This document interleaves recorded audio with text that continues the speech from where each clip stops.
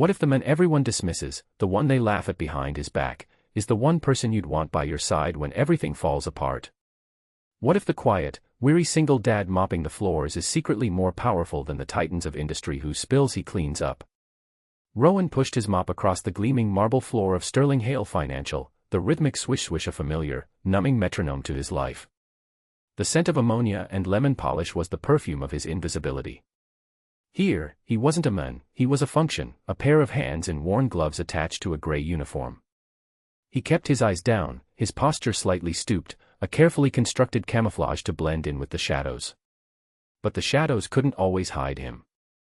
Derek Vance, a senior broker with a jawline as sharp as his ambition and a soul as polished as his $1,000 shoes, strode past, deliberately letting his steaming latte slip from his grasp. The dark liquid splashed across the pristine white floor, a violent, ugly stain. "Oops," Derek sneered, not even breaking stride. "Clean that up, scrub. That's what you're here for, right?" A few of his junior associates snickered, their laughter sharp and cruel. Rowan didn't look up.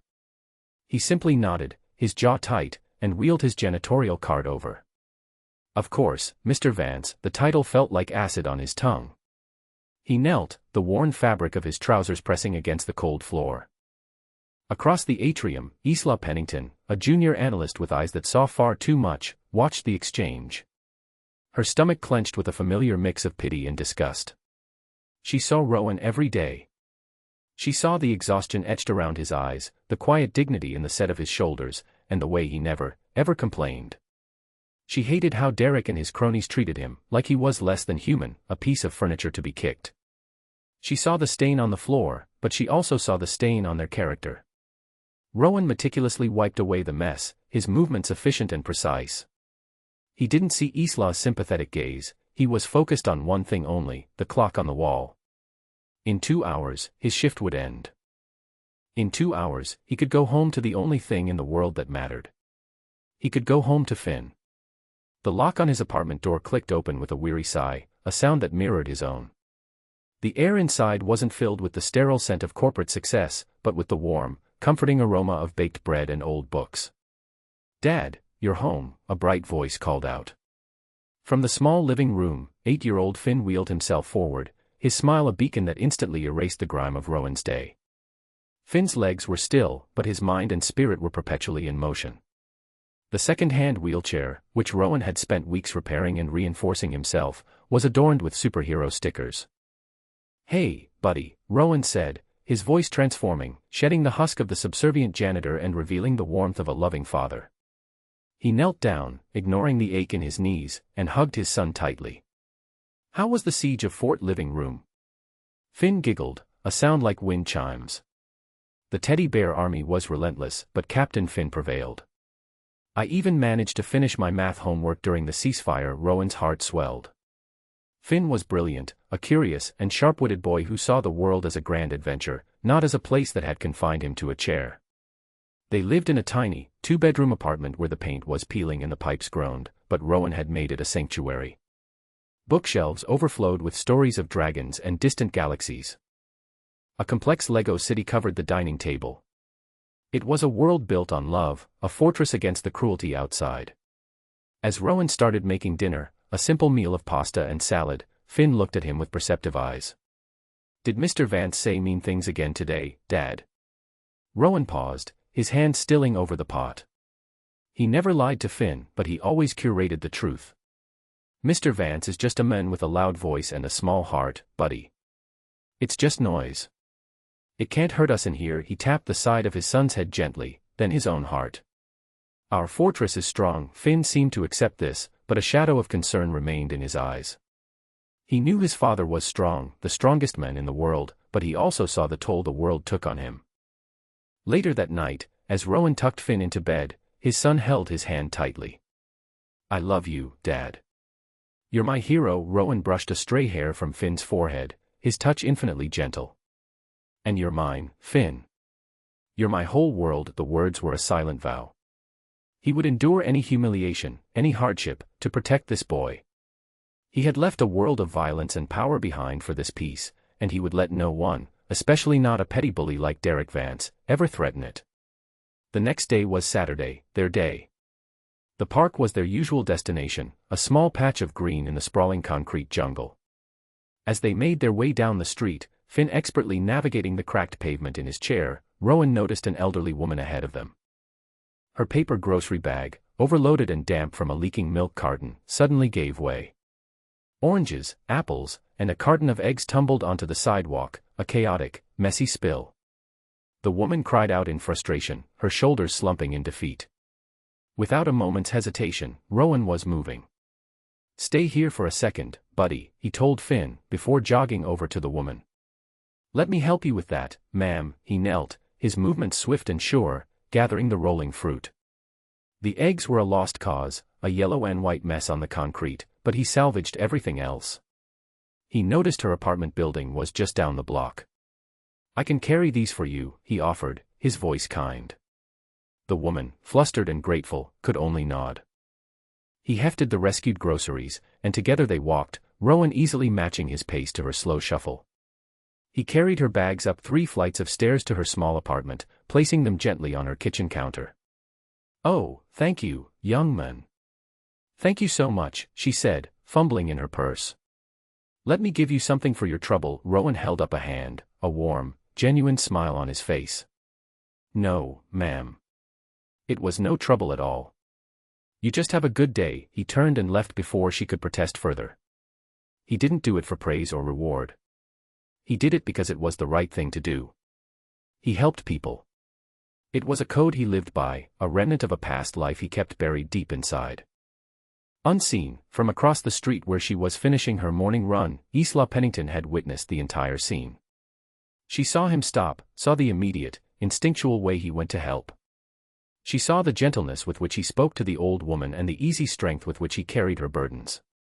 This was not the defeated, downtrodden janitor from the office. This was someone else. This was a man of quiet, profound decency. The image of Rowan kneeling on the sidewalk to pick up scattered oranges was a stark contrast to the image of him kneeling to clean Derek's spilled coffee. One was an act of service born of humiliation, the other was an act of service born of compassion. The difference was everything. It planted a seed of curiosity in her mind, a feeling that the man in the gray uniform was a far more complex story than anyone at Sterling Hale bothered to read. That curiosity followed her back to work on Monday. The trading floor was in chaos.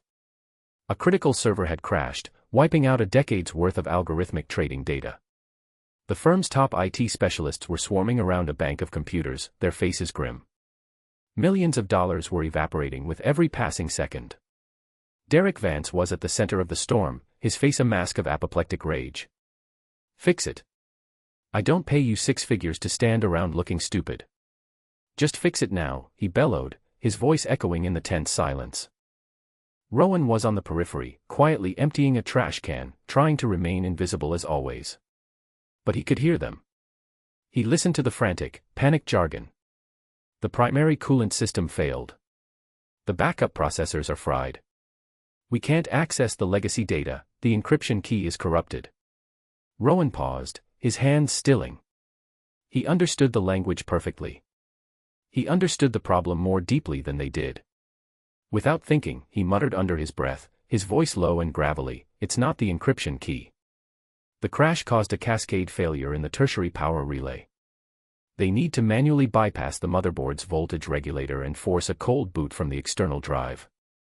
It's the only way to prevent total data loss." He hadn't realized he'd spoken aloud until he saw Isla standing just a few feet away, her coffee cup frozen halfway to her lips. Her eyes were wide with astonishment. She had heard every word. "What did you just say?" she whispered, stepping closer. Rowan's blood ran cold. He had broken his own rule. He had let the mask slip. "Nothing," he stammered, turning back to his work. Just thinking out loud, but Isla was persistent. She moved to block his path. "No, you said something about a voltage regulator and a cold boot. How would you know that?" Her gaze was intense, searching. Rowan looked at her, really looked at her, for the first time. He saw not just suspicion, but genuine, intelligent curiosity. He gave her a small, tired sigh. "I used to tinker with electronics. A long time ago, it was a fraction of the truth, a carefully selected breadcrumb. But for Isla, it was a revelation. It was a piece of the puzzle that didn't fit the picture of a simple janitor. She watched as he shuffled away, his camouflage pulled tightly back around him. A moment later, she walked over to the frantic head of IT and repeated Rowan's words verbatim. The man stared at her, then at his screen, and a look of dawning comprehension spread across his face. 5 minutes later, the system was rebooting, the data was being restored, and the crisis was averted.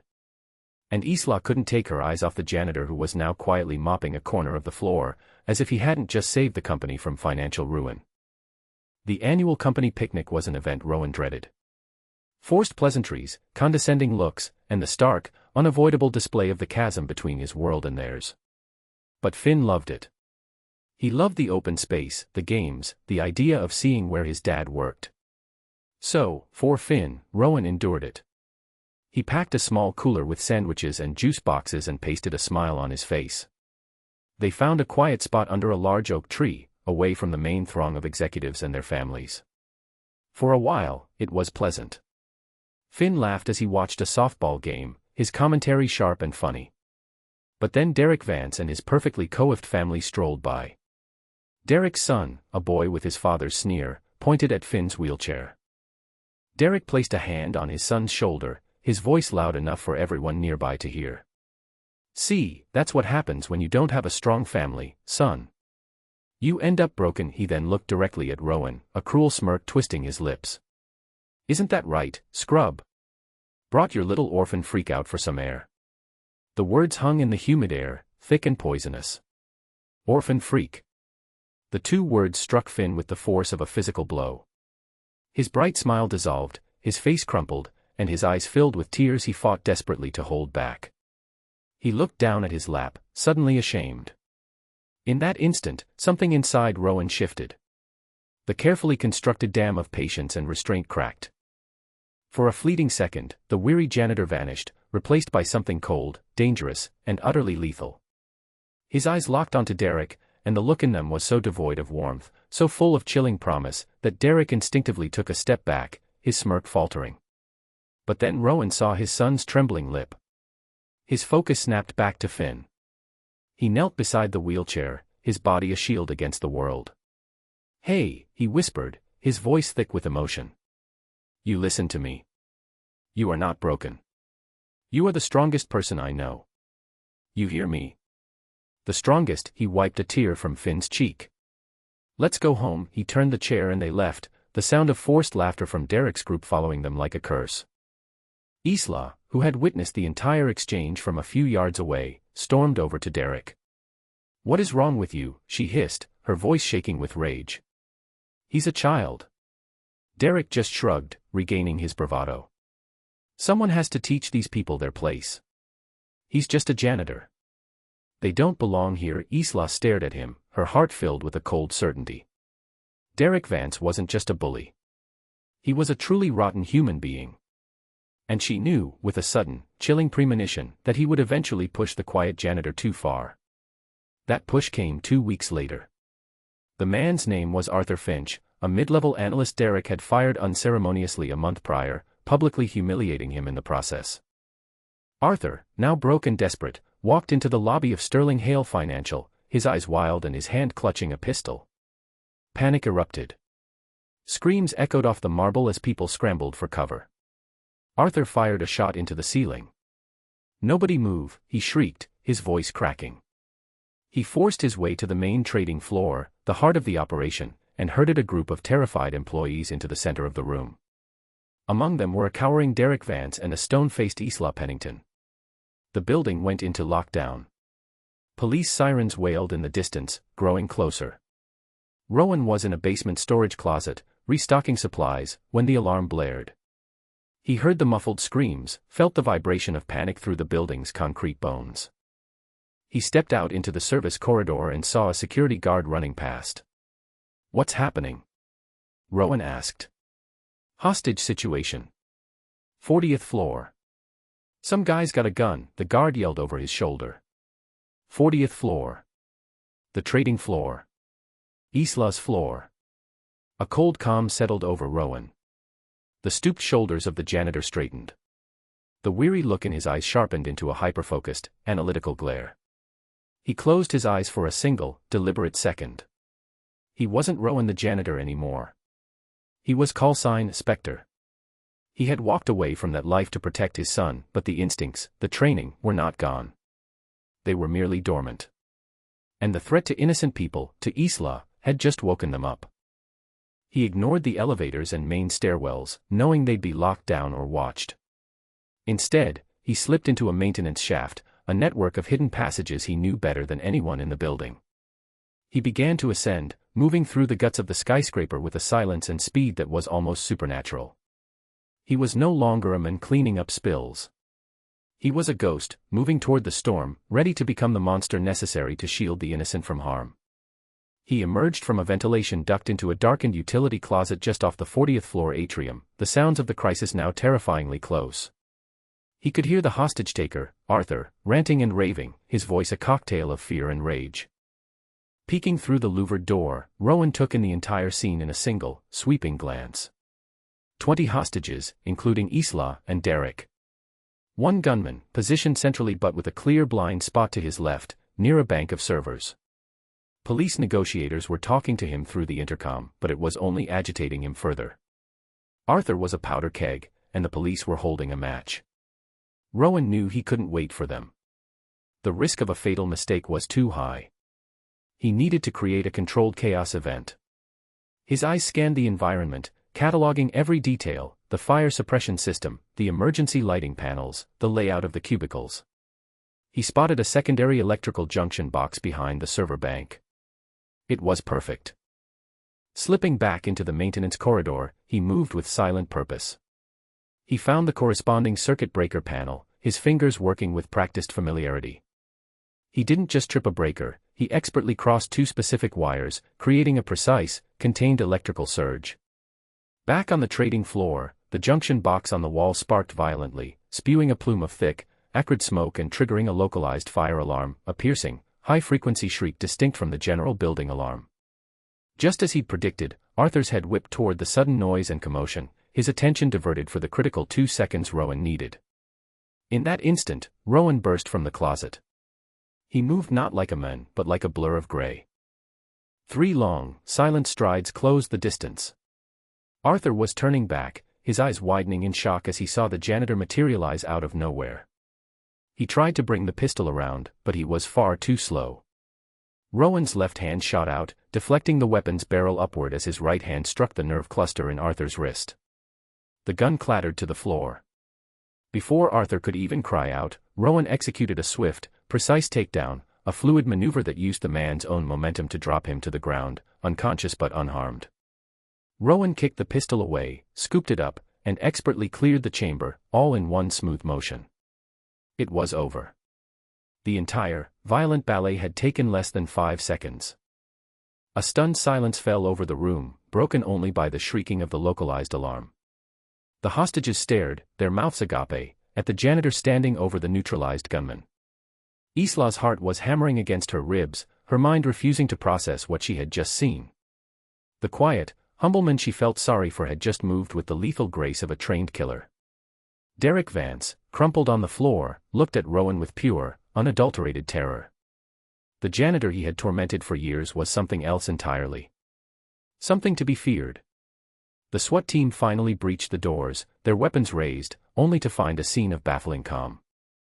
The gunman was incapacitated, the weapon was secured, and a janitor in a gray uniform was quietly instructing the shell-shocked hostages to stay calm and wait for the police. In the ensuing chaos of police reports and paramedics, Rowan tried to melt back into the shadows. "Just got lucky," he mumbled to the bewildered police captain. He was distracted, "I just pushed him," but nobody was buying it. They had all seen it. The speed, the precision, the chilling efficiency. It wasn't luck. It was skill. A skill that had no place in a janitor's resume. Derek, ever the opportunist, tried to spin the narrative. I created the diversion," he stammered to anyone who would listen. "I gave him the opening." Isla, her composure regained, walked straight up to him. "Be quiet, Derek," she said, her voice dripping with contempt. "You did nothing but hide under a desk and cry. I saw it. We all saw it later. After the building was declared safe, Isla found Rowan in a deserted stairwell, wiping grease from his hands with a rag. The adrenaline was gone, and the weary janitor was back, his shoulders once again stooped. But she couldn't unsee what she had seen. "Who are you?" she asked, her voice soft but firm, echoing the question she'd asked before, but this time it held a new weight. He looked up at her, and the walls he had so carefully built around himself seemed to crumble, just for her. "My name is Rowan," he said, his voice heavy with the burden of a long-held secret. "A long time ago, I was a part of a special operations unit. A life of violence. My wife, she was killed because of who I was, what I did. She was caught in the crossfire. I took our son, and I disappeared. I became a ghost. I became a janitor so no one would ever look at me twice. All to keep Finn safe." He finally looked her in the eyes, his own filled with a deep, profound pain. "That's who I am. A father trying to protect his son from the ghosts of his past." In that moment, Isla felt no fear, only a deep, aching empathy. All the pieces clicked into place, his quiet strength, his hidden knowledge, his fierce devotion to his son. It wasn't pity she felt for him anymore. It was awe. She stepped forward and, without a word, placed her hand on his arm. It was a simple gesture, but it was an anchor. A promise. "Your secret is safe with me," she whispered. The fallout from the hostage crisis was swift. An internal investigation revealed Derek Vance's gross negligence in firing Arthur Finch and ignoring multiple HR complaints, which was deemed a contributing factor to the incident. Combined with his cowardly and dishonest behavior during the crisis, his career at Sterling Hale was over. He was fired, his reputation in tatters. But Derek was not a man who accepted defeat. He was consumed by a venomous rage, and he directed all of it at one person, the janitor who had unmade him.